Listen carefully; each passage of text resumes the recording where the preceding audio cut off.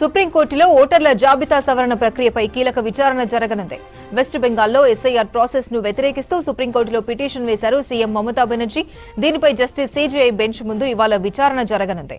దేశ చరిత్రలో మొదటిసారి ఓ రాష్ట్ర ముఖ్యమంత్రి స్వయంగా కోర్టులో వాదించనున్నారు. సుప్రీంలో పార్టీ ఇన్ పర్సన్ గా వాదించేందుకు ఇప్పటికే పర్మిషన్ కోరారు సీఎం మమత. ఒక సిట్టింగ్ ముఖ్యమంత్రి ఇలా కోర్టులో స్వయంగా వాదనలు వినిపించడం దేశ చరిత్రలోనే ఇదే మొదటిసారి. ఈ పరిణామం న్యాయ రాజకీయ వర్గాల్లో తీవ్ర ఉత్కంఠతో పాటు ఆసక్తి నెలకొంది. కలకత్తాలోని జోగేష్ చంద్ర చౌదరి లా కాలేజ్ నుంచి న్యాయశాస్త్రంలో పట్టా పొందారు మమతా బెనర్జీ. 2003 వరకు ఆమెకు న్యాయవాదిగా ప్రాక్టీస్ చేసిన అనుభవం ఉంది. ఆ తర్వాత రాజకీయాల్లోకి వచ్చిన దీది చాలా కాలం తర్వాత తిరిగి లాయర్గా వాదించనున్నారు. ఎస్ఐఆర్ ప్రాసెస్ పై స్వయంగా మమతా బెనర్జీ సుప్రీంకోర్టులో వాదనలు వినిపించనున్నారు. ఇప్పటి వరకు ముఖ్యమంత్రి హోదాలో వాదనలు వినిపించలేదు మమత. కొంతకాలంగా సర్ను తీవ్రంగా వ్యతిరేకిస్తున్నారు తృణమూల్ అధినేత్రి సీఎం మమతా బెనర్జీ. సుప్రీంలో సర్ ప్రక్రియపై బెంగాల్ సీఎం మమతా బెనర్జీ వాదనలకు సంబంధించి మరిన్ని డీటెయిల్స్ మదార్ అందిస్తారు. మదార్, ఏంటి డీటెయిల్స్? ఈరోజు సుప్రీంకోర్టులో ఒక కీలక పరిణామం చోటు చేసుకోబోతా ఉంది. ఇండిపెండెన్స్ ఇండియాలో ఒక సిట్టింగ్ సీఎం తన వాదనలు వినిపించడం అనేది మొదటిసారి జరగబోతా ఉంది. ఎస్ఐఆర్ ప్రక్రియను వ్యతిరేకిస్తూ మమతా బెనర్జీ మధ్యంతర పిటిషన్ అనేది కూడా సుప్రీంకోర్టులో దాఖలు చేశారు. దానిపైన ఈరోజు సిజేఐ బెంచ్ ముందు విచారణకు అనేది కూడా రాబోతా ఉంది.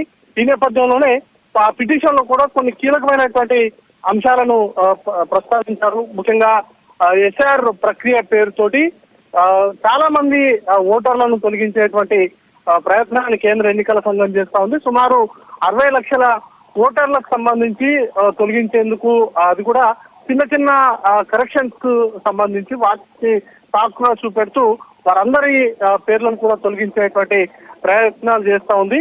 వాటన్నింటికి సంబంధించి వెంటనే హాల్ట్ చేయాలంటూ కూడా ఎస్ఆర్ ప్రక్రియను వెంటనే వెస్ట్ బెంగాల్లో చేపట్టినటువంటి ఎస్ఆర్ ప్రక్రియను వెంటనే హాల్ట్ చేయాలంటూ మధ్యంతర ఉత్తర్వులు ఇవ్వాలంటూ కూడా తన ప్రేయర్లో విజ్ఞప్తి అనేది కూడా చేశారు. దానికి సంబంధించి కొన్ని కీలకమైనటువంటి అంశాలు, ముఖ్యంగా రాష్ట్ర ప్రభుత్వం నుంచి ఏవైతే ఐడెంటిటీకి సంబంధించి గుర్తింపు కార్డులుగా ఇస్తారో వాటిని ప్రామాణికంగా తీసుకొని వాటిని బేస్ చేసుకొని ఎస్ఐఆర్ ప్రక్రియలో వాటిని కూడా అనుమతించాలంటూ కూడా విజ్ఞప్తి చేశారు.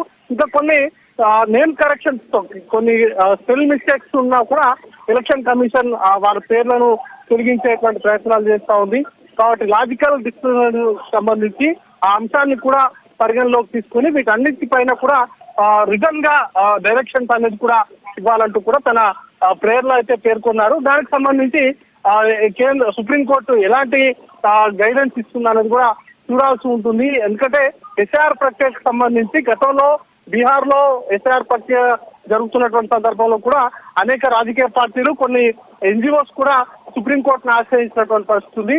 ఆ సందర్భంలోనే ఎస్ఐఆర్ ప్రక్రియకు సంబంధించి ఎలాంటి ఇబ్బందులు లేకుండానే ఎస్ఐఆర్ ప్రక్రియను నిర్వహించింది బీహార్ లో అక్కడ ఎలక్షన్స్ ముందు. ఆ తర్వాత కూడా సుమారు 12 రాష్ట్రాల్లో ప్రస్తుతానికి ఎస్ఆర్ సంబంధించినటువంటి ప్రక్రియ కొనసాగుతా ఉంది.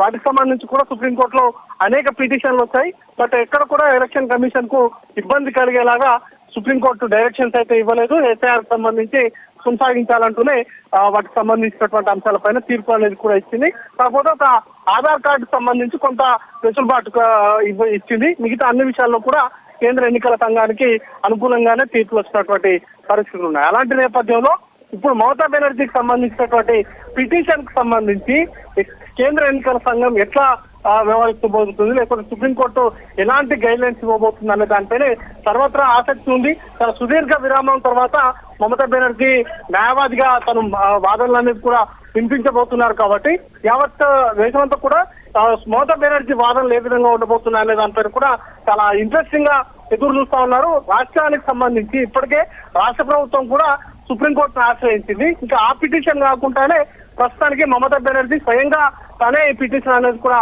దాఖలు చేసింది. ఫిబ్రవరి 14వ తారీఖున అక్కడ ఎస్ఆర్ ప్రక్రియ పూర్తి తర్వాత ఓటర్లకు సంబంధించినటువంటి జాబితాను పబ్లిష్ చేసేటువంటి దానికి సంబంధించినటువంటి డేటా అనేది కూడా ఉంది. కాబట్టి ఆ లోపే వీటన్నిటికి సంబంధించి ఏవైతే ఫిర్యాదులు ఉన్నాయో వాటన్నిటిని కూడా స్టార్ట్అవుట్ చేస్తూనే వీటికి సంబంధించి కొన్ని మార్గదర్శకాలను మమతా బెనర్జీ స్వీకరిస్తుంది. కాబట్టి వాటిని ఏ విధంగా సుప్రీంకోర్టు చూస్తుంది అనేది కూడా చూడాల్సి ఉంటుంది. అపర్ణ.